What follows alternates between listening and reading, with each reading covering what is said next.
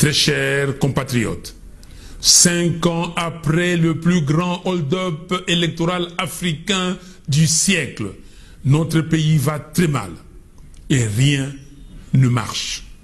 Quand on voit la légèreté avec laquelle les institutions de l'État regardent tous les signaux qui assombrissent le ciel de notre patrie et qui risquent de conduire le pays à un chaos aux conséquences incalculables, comment ne pas faire le constat que le Congo est miné au sommet de l'État par des forces centrifuges qui travaillent à sa balkanisation.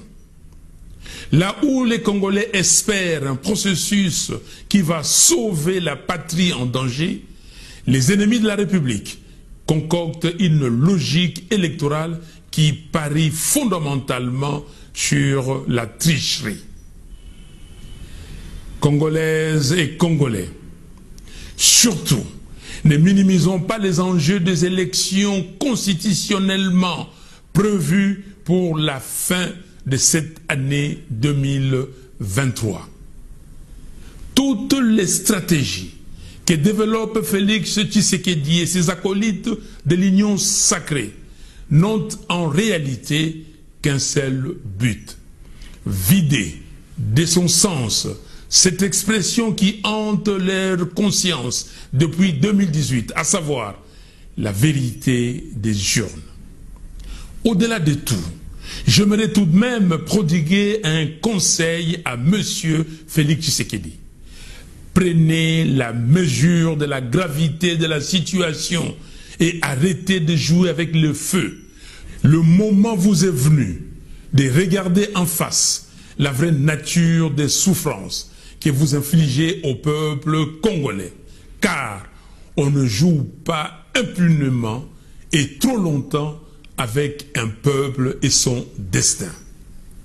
En effet, toutes les magouilles politiques et toutes les démagogies sont appelées un jour ou l'autre à se briser devant la colère populaire et les sursauts patriotiques du peuple. Depuis 1960, jamais les défis que le Congo doit relever n'avaient touché aussi profondément ce que nous sommes et ce que nous voulons devenir.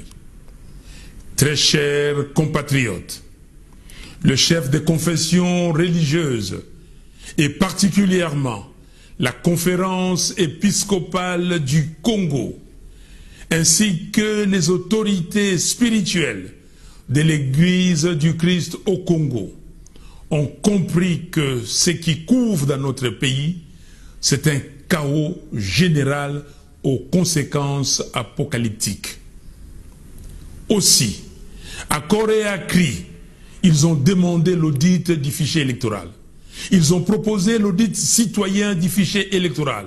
Et ils appellent à l'inclusivité du processus électoral, à la proclamation des résultats bureau par bureau, afin de corriger des erreurs du passé et consolider la jeune démocratie congolaise.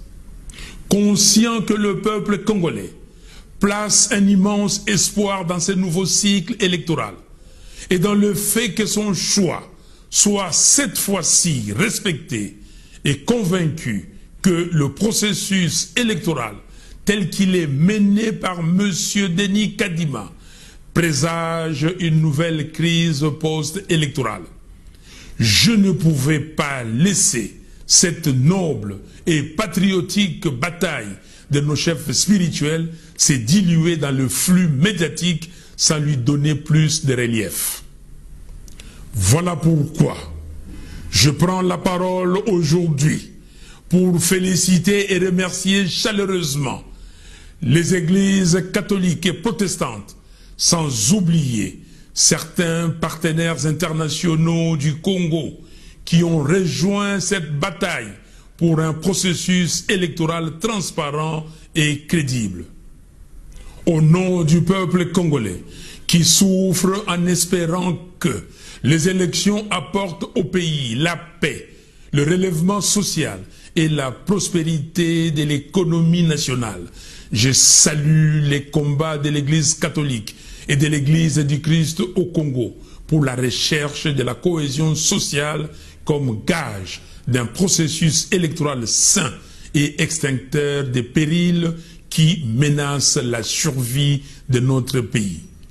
Je me permets de leur redire ici, par ces mots, que je veux solennels, et au nom du peuple congolais tout entier, combien nous sommes fiers d'eux, fiers des valeurs d'intégrité, de vérité, d'amour du prochain et d'exhortation à l'unité nationale et au sursaut patriotique qu'ils portent. J'ai entendu leur appel et celui du peuple congolais. J'invite les militants des partis politiques, les syndicats, les étudiants, les associations de la société civile et les activistes des mouvements citoyens à se faire l'écho de ces messages de remerciement et d'encouragement aux chefs de nos confessions religieuses, afin que leur combat gagne en puissance d'imposition d'un processus électoral sain, inclusif, transparent et crédible. Vive la République démocratique du Congo, une, indivisible, en paix et en prospérité économique. Que Dieu bénisse les Congos. Je vous remercie.